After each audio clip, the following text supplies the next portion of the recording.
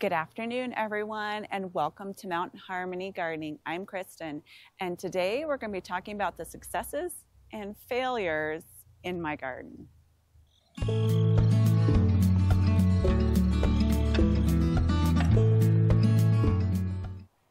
I want to be transparent with everybody and show everybody what works in my garden and what doesn't. That way you can implement any of the strategies that I'm using that succeed in your own garden and maybe avoid some of the failures that I've made in my garden.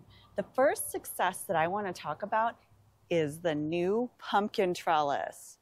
This has done so well this year.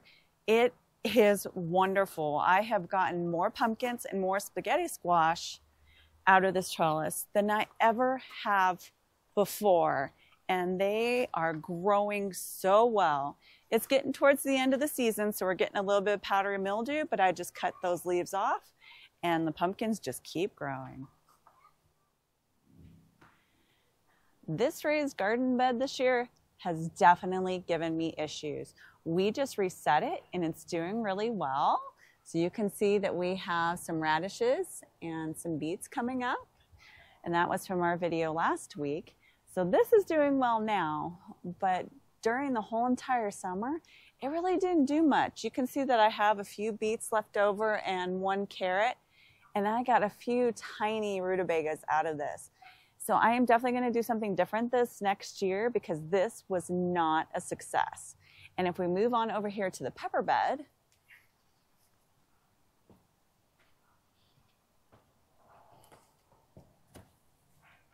you can see that these peppers that we bought at a big box store are doing great, and a local nursery too. But the ones that I grew from seed really haven't done anything. One of them hasn't even really grown much bigger than a seedling. So I think the problem was that my seeds were starting to get too old. And next year I'm going to realize that I need to buy seeds a little bit sooner than every maybe 3 or 4 years. Maybe every other year, I think is what we can get away with. So this bed is going to be completely different next year because I have learned from my mistakes I've made this year. Another one of the successes this year is growing vertically, and I want to show you my zucchini behind me. This has been a huge success. I love it because now I can see the zucchini much easier, and the bees seem to have an easier time of reaching the flowers. The plants are doing really well because we've had a lot of rain, and I'm going to need to be trimming them up soon, just getting the leaves off the ground. But I will definitely be growing zucchini like this from now on. This is definitely a failure this year. I am so sad. We have planted, I think, 3 or 4 different types of shrubs here, and none of them have made it.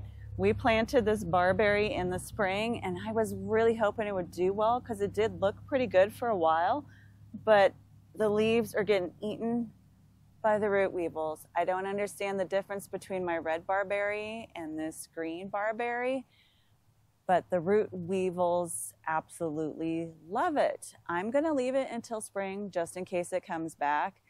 But if it dies, I'm going to go ahead and put a bleeding heart in here because those do really well, or maybe another hosta, or one of the hibiscus. Yes, hibiscus, that's what I plant on the other side because the root weevils leave that alone.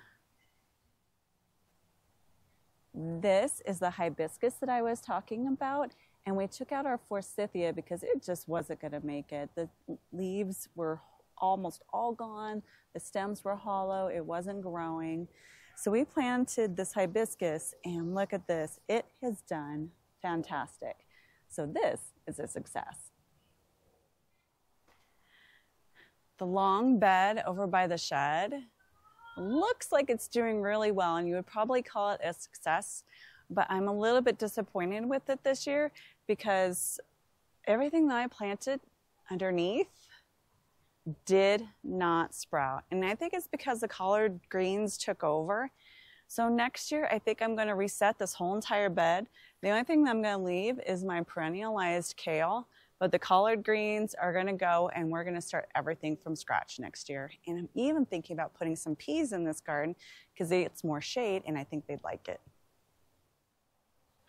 Another success this year in my garden has been upgrading the raspberry trellis behind me.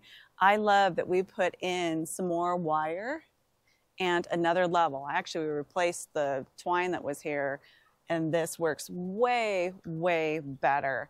So you can see all behind me that I actually have room to walk down beside my raised bed, and it holds all the raspberries back.